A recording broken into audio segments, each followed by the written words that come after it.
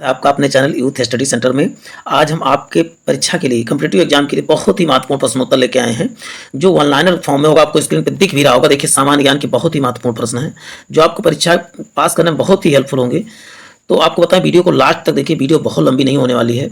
एक एक क्वेश्चन आपके परीक्षा के लिए बहुत ही इंपॉर्टेंट है। तो चलते हैं, आज का सेशन प्रारंभ करते हैं। आज के सेशन का पहला क्वेश्चन है कि भारत में 1931 में पहली सवाक मतलब बोलती फिल्म, सवाक मतलब तो बोलती फिल्म कौन सी? तो आलम आरा। लेकिन पहली मूक फिल्म कहा जाएगा तो राजा हरिश्चंद्र हो जाएगी।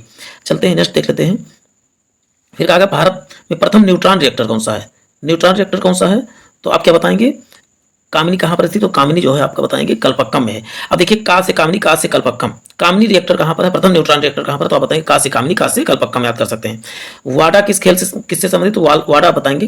ये कोड किससे संबंधित? तो आप बताएंगे खेलों से संबंधित है। चलते हैं, नेक्स्ट देख लेते हैं। भारत ने किस वर्ष और कहां हुए ओलंपिक खेल में हॉकी का पहला स्वर्ण पदक जीता था? तो आप बताएंगे 1928 में एम्स्टर्डम में हुआ था। भारतीय अंतरिक्ष अनुसंधान संस्थान का मुख्यालय कहां पर है?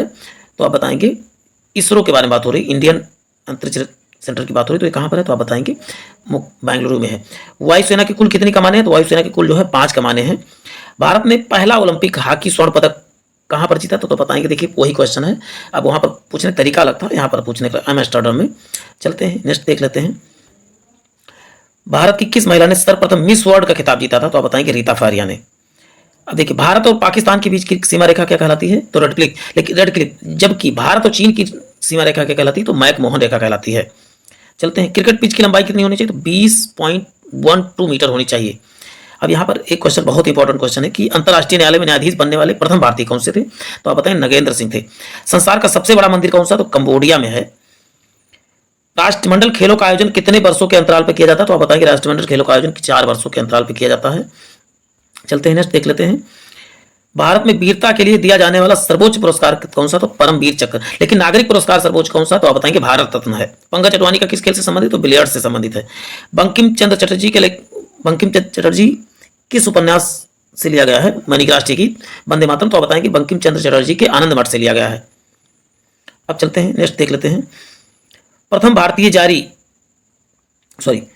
भारत का प्रथम परमाणु ऊर्जा रिएक्टर कौन सा? तो बताएंगे अप्सरा है। अब देखिए कि वर्णमाला में पहला अक्षर आ से शुरू होता है, तो पहला परमाणु ऊर्जा रिएक्टर भी अप्सरा ही होगा। कई ऑप्शन रहेंगे परमाणु रिएक्टर, लेकिन आपको लगाना अप्सरा ही है।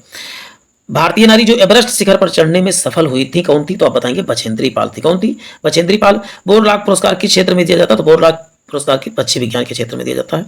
नेशनल स्कूल ऑफ डिजाइन कहां पर थी? तो आप बताएंगे पुणे में स्थित है।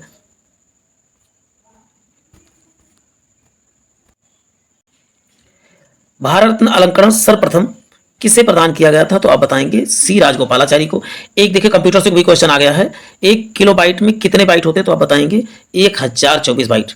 1000 MB में 1024 MB में होते हैं 1 GB होता है, और 1024 GB बराबर होता है 1 TB होता है। दूरदर्शन के रंगीन टेलीविजन की शुरुआत कब हुई थी? तो 1982 में। भारतीय राष्ट्रीय अभिलेखागार कहाँ स्थित? तो आप बताएंगे दिल्ली में। शक संवत कब प्रारंभ हुआ था? तो बताएंगे 78 ईस्वी में। जबकि विक्रम संवत कब स्टार्ट हुआ था? तो 58 BC में। 58 BC, दोनों में अंतर है। विक्रम संवत BC में, जबकि ईस्वी में शक संवत हुआ था। अब नेक्स्ट देखते हैं।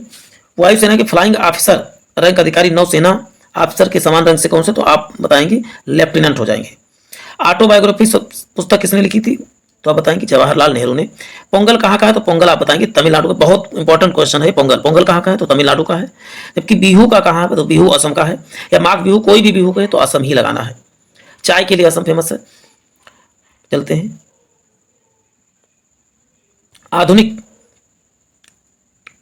आधुनिक ओलंपिक खेलों का आयोजन कहां पर हुआ था? तो आप बताएंगे आधुनिक ओलंपिक खेलों का आयोजन कब और कहां पर हुआ था? तो आप बताएंगे वर्ष 1896 एथेंस में हुआ था। विक्रम साराभाई अंतरिक्ष केंद्र कहां पर थी? तो बताए तिरुवनंतपुरम में। नोबेल पुरस्कार प्राप्त करने वाला प्रथम भारतीय कौन सा? तो भारत 1913 में इनको मिला था, गीतांजलि के लिए रविन्द्रनाथ टैगोर जी को। अंतर्राष्ट्रीय न्यायालय में न्यायाधीशों की कार्य अवधि कितने वर्ष की होती है? तो आप बताएंगे 9 वर्ष की होती है। बिहू का संबंध किस देश से? तो आप बताएंगे किस राज्य से है? तो असम से है। प्रसिद्ध शतरंज खिलाड़ी गाटा कामास्की किस देश से? तो आप बताएंगे अमेरिका। देखिए, देश और खिलाड़ी का संबंध बहुत पूछा जाता है, तो इसको याद करके रखें। जियाना किस देश का संवाद एजेंसी? तो बताएंगे जा से जियाना, जा से जिम्बाब्वे। जा आप दोनों रिलेट कर सकते हैं, जा। चलते हैं, नेक्स्ट देखते हैं। देश में सबसे ज्यादा ATM किस बैंक के हैं? तो आप बताएंगे SBI के हैं। ग्रैंड मास्टर शब्द का प्रयोग किस खेल से संबंधित तो आप बताएंगे शतरंज से। किस अंतर्राष्ट्रीय चैंपियन में थॉमस कप दिया जाता तो आप बताएं थॉमस कप बैडमिंटन से। आप कप जरूर याद करके रखें कौन सा कप किससे संबंधित है। किस अंतर्राष्ट्रीय चैंपियनशिप में थॉमस कप दिया जाता तो आप बताएंगे बैडमिंटन में। अब एक नेक्स्ट क्वेश्चन दिख रहा है कि भारत और रूस के आपसी सहयोग से निर्मित भारत की पहली क्रूज मिसाइल कौन सी तो आप बताएंगे ब्रह्मोस मिसाइल है। ब्रह्मपुत्र तथा ओसावा नदी के दोनों को मिलाकर बनाया गया ब्रह्मोस। सूर्योदय का देश किसे कहा जाता तो जापान का। तो आज का सेशन यही समाप्त होता है प्यारे छात्रों, फिर मिलते हैं नए सेशन में। जय हिंद जय भारत।